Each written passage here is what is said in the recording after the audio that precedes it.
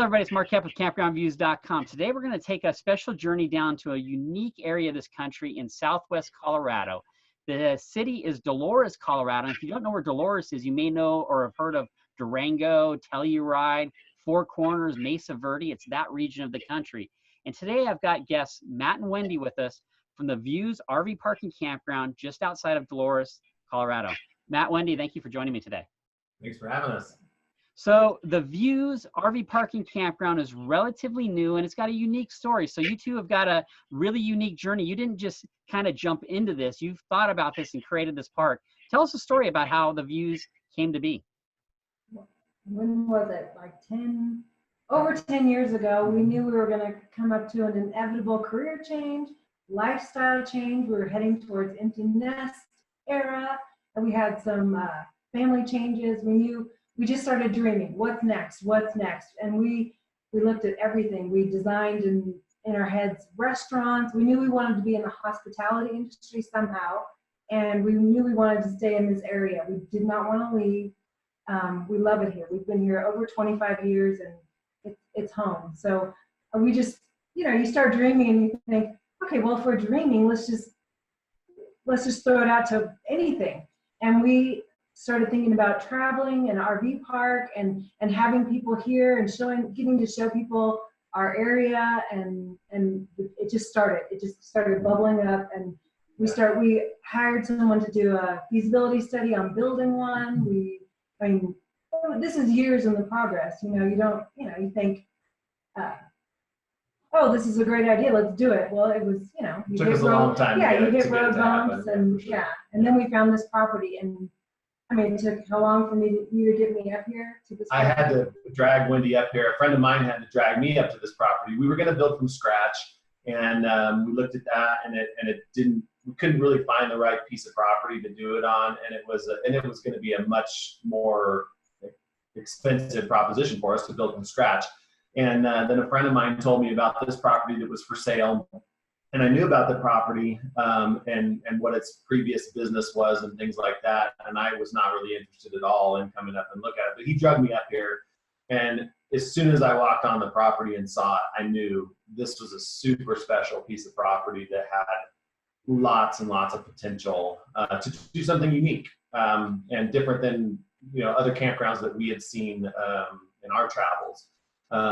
And so, yeah, like when he was saying, I had to convince her to come up here about the same as I did, and was by my friend, and she came up and felt the same way. And really checked all the boxes for us and what we were looking for a unique piece of property. And you could see on the map that Mark's got pulled up, or you got pulled up, that it's spread out, it's big, our spot. And that's really what we're known for is our big, spacious, roomy spots that feel a lot more like a state campground or a state park that has lots of room. But then we have a little more upscale, a little more boutique, and very nice, facilities and restrooms and stuff like that. So we were able to buy the park in September 2016, and this building that you're seeing right there, the gray building, was one of the only buildings on the property when we bought the property, and that's the main bathhouse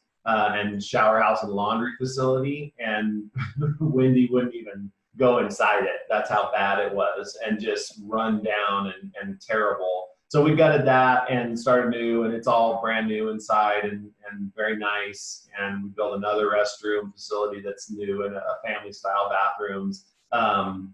And then we just started working on the the landscape and the park and things like that, the sites. And so we opened up our first year in 2017 season, and we had no idea. We didn't know what we were doing, but we just knew that because we enjoy taking care of people, we enjoy providing an experience for people. We knew we could do this because it's, if you treat people the way you want to be treated and take care of people and just go a little bit above and beyond what their expectations are, we knew it was going to work. Because of the property, we were hoping, of course, it's a new business. And so we knew that we could provide something that people would like. We just needed to get the word out there and get it going. So we got, and this will be our 4th season that we're getting ready to start this year, and it's just gotten better and better every year. And I don't know, we're just having a great time because we meet some of the greatest people we've ever met. We made friends. As everybody knows, people that are coming to a place like ours, they're on vacation, they're traveling, they're doing what they want to do, and great so stories, great people. Yeah, our clients are amazing and generally in a really great mood because they're on vacation, and so it's been a lot of fun. We've been really enjoying it. And as we can see through the photos, you guys have put a lot of time into the park too. So previously, was it an RV park before, or what was the property before it was an RV park? It was a mobile home park. So it was full of single wide, double wide trailers, and so that's But it had been vacant for about 4 years, I think. before we bought it. So it's kind of a mess. It was pretty run down and hadn't been really taken care of, things like that. But the infrastructure was here, and so that was a big draw for us is the infrastructure, the electrical and plumbing and sewer and things like that were here, and then we could just put our stamp on things and clean things up and kind of detail it up and to our style. We look back on our older pictures, and it's always fun to get that perspective of how much things have changed over the last couple of years. And the fun part is, we love working on the property. We'll never be done. I have ideas that he'll never get to. He has no shortage of ideas. Nope. And we love the creative outlet that it gives us, to do interesting things around the park. And people seem to be really responding to it. We have nothing but great feedback from our guests. And I think this is our home. Yeah, we live here. We live here on the property. We built ourselves a cute little cabin that was going to be temporary, and now it's not so temporary. We love it here, and I think that probably comes through. Yeah. And the two of you are RVers too. You go out and travel yourself, so you're bringing those ideas back to your park, correct? Right. A lot of ideas and a lot of no. We want a place where we just want a certain feel to the property that's really welcoming and relaxed and comfortable in the sense that it's clean and nice. Someplace I would stay. Yeah. So the park, in addition to the RV sites, we saw some glamping tents that you have there also. Do you allow, and some tent sites? So you allow all types of camper types into the park, correct? Yeah. Correct. Yeah, we have tent spots with tent pads and tables that are nice primitive spots. And we have 3 glamping tents that are canvas wall tents that are on redwood decks and pretty views. Very nice. Amazing views from the tents. 2 of them are queen size beds and great for a couple, and then we have one larger one that's had a king size bed, and it actually has a restroom in it, and it's great for a family of 4, no problem in there, or longer stay. And so trying to get in that glamp. We love glamping. We think it's really great, and it's just staying in a tent like that is really a neat experience if you've never done it. We've had a lot of people come and stay with us that are RVers. Maybe it's the parents that have their RV, and they'll rent a spot, and then they'll rent a glamping tent for their kids to come out and visit with them, their grown kids. We get a lot of that, which is really a nice little vacation for people to get to go out and do that. And I don't know, we just think that's one of our niches. Instead of cabins, we're going to focus on glamping tents. Yeah. Well, in this area you're in, you're near a town, and it's a small town, right? Dolores is a small town, and you're near Durango. But I mean, really, looking at your drone shot here, you can see it's just wide open spaces. So I imagine the night skies are pretty spectacular from here too. Yeah, I'm glad you mentioned that because I was thinking we should talk about that. It's very dark at night where we're here. Very quiet. The Milky Way is spectacular here. We get a lot of nights that the Milky Way is just really amazing. Sunsets are incredible. Sunsets are pretty spectacular. Yeah, we get both sunrise and sunset at the park. We're kind of on a little knoll, here, and so you can see the sun coming up in the east in the morning, and the sunsets, like what you said, are generally pretty spectacular here. We're very, very blessed to have amazing skies. But yeah, the stars are great. A lot of people out at night looking at the stars at our park. It's cool. So, and Matt and I, we have a shared love of mountain biking, and that's what we were talking about. So this is a park that I'm personally going to be going to the second all this coronavirus stuff is over. So we're going to be going mountain biking here. So let's talk a little bit about the area. If I go to the map view, there's this lake right here, McPhee Reservoir, and I see a bunch of green area. So this surrounding area has got a lot of outdoors in it. What can people do in this region? A lot. Yeah, I mean, like you said, the lake is across the street. We have stand-up paddle boards for rent, but people bring kayaks, canoes, it's motorized. The smaller body of water next to the reservoir is all non-motorized. So it's a great place to go with family, picnic, kids playing in the water. There's no, like I said, no motorized activity there. But the reservoir, the McPhee Reservoir, you can do anything on it. It's so much bigger than people realize. Sometimes they drive over and they see a little corner of it and they don't realize that you can take a boat way back into those canyons and spend a day back there and never see anybody. It's incredible. Yeah. The fishing is great. We have a couple guys that know all the ins and outs about the bait and the fishing and all that. And we also have the river. Dolores River is goes through the town of Dolores. There's, tubing, rafting, fly fishing. It's a beautiful little river. There's lots of spots to access it. Cute, quiet little town there. A great brew pub.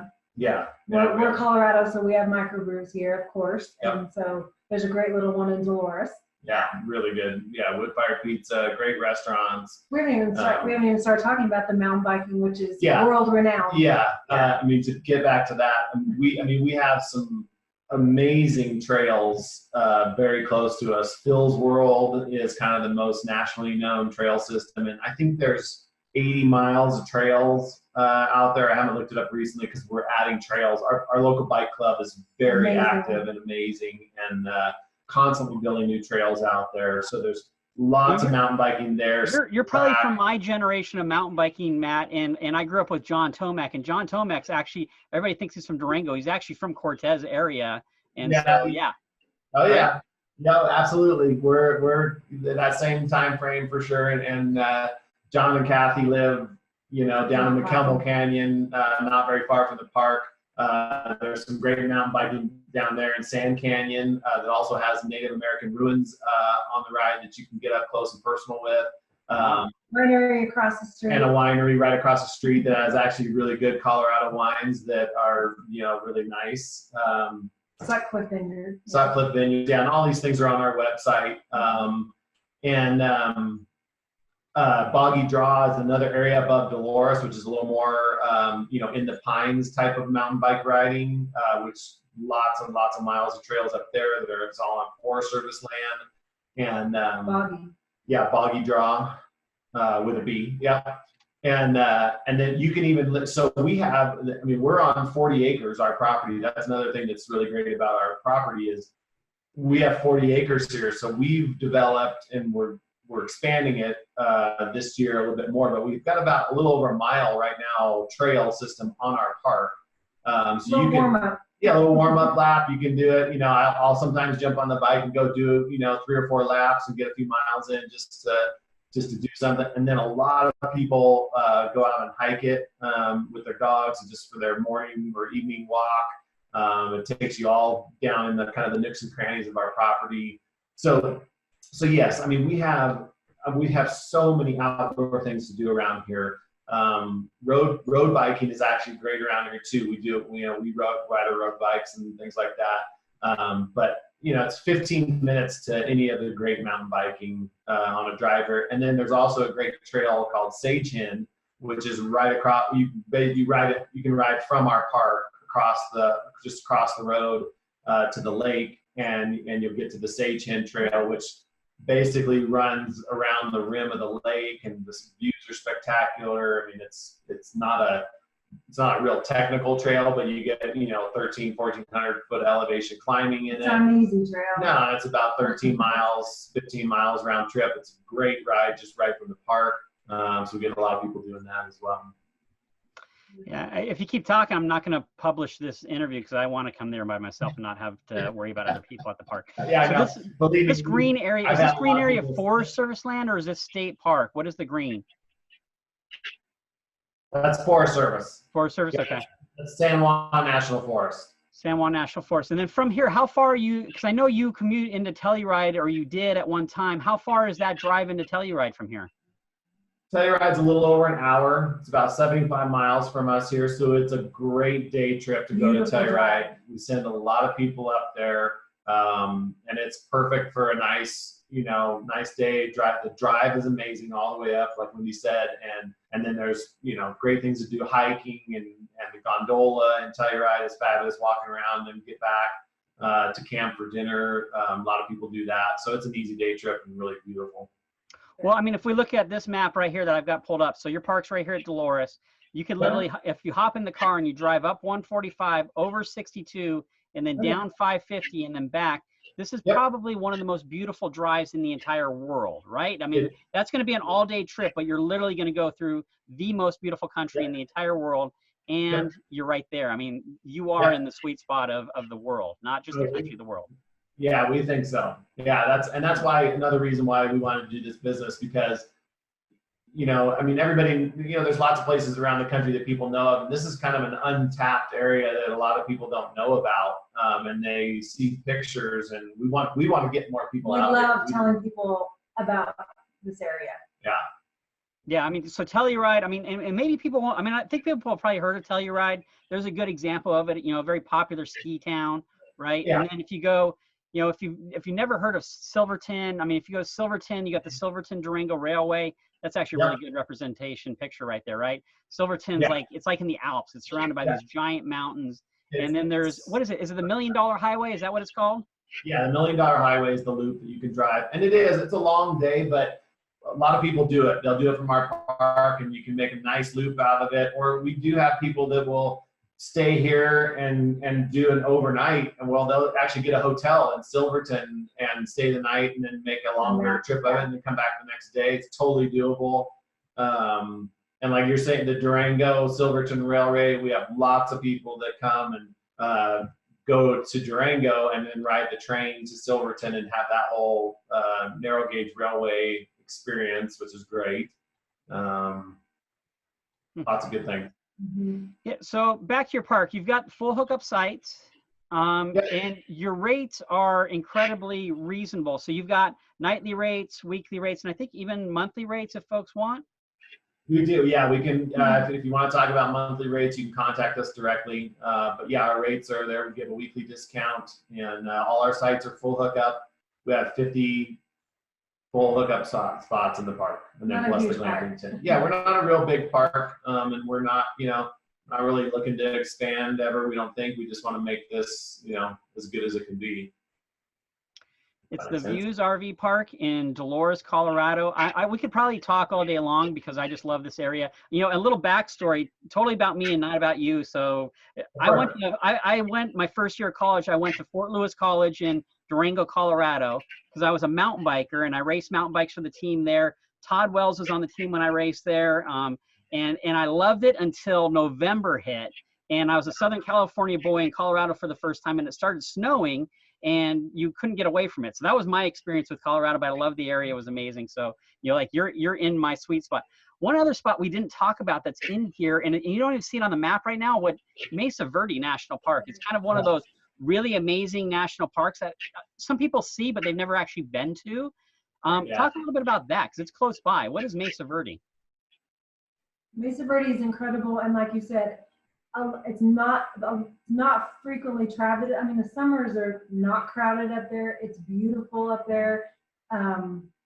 People should come see it. More people should come see it. It's incredible. There's tours that they do for the different, like I think you're looking at Cliff Palace right now. There's Balcony House, there's Spruce Tree. There's tons of tours you can take up there, spend the day, spend several days. Yeah. Some people come here, they stay, they're like, oh yeah, we just came through to go to Mesa Verde. They extend their stay here. Mhm. They do additional tours up there because there's just so much to see. Yeah.